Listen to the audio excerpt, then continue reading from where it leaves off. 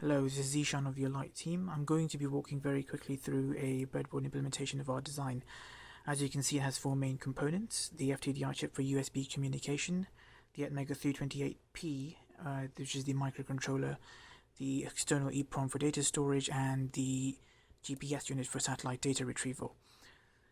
The microcontroller is in charge of interfacing all the other components and is also in charge of managing the constraint modes. So far we have three limit modes. We have limiting by frequency of use, limiting by the time, and limiting by geolocation. Currently the geolocking mode is under development.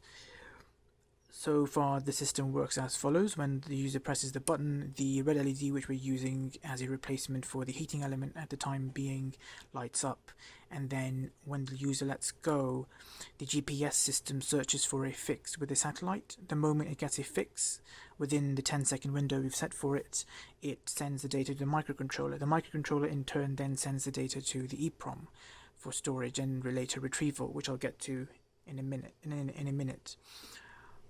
Once the GPS is able to grab a fix, it stops searching for a fix, which is indicated by either a constant fix slider and a constant blank light, and the whole system goes to sleep.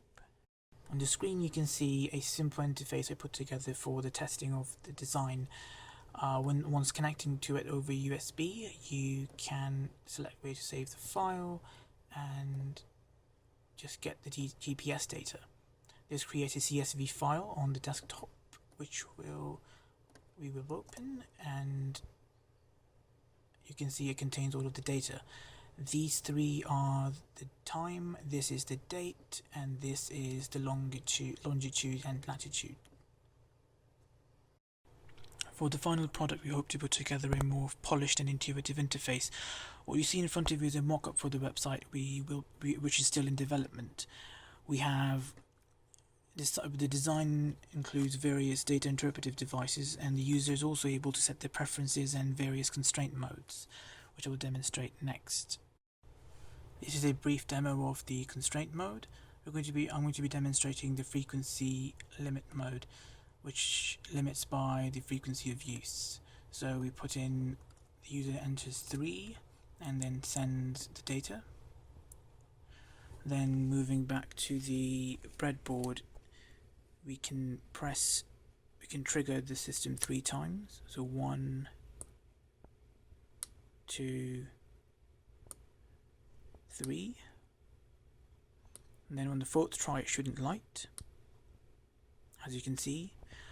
The delay is because it's checking whether or not the constraints are being met or not.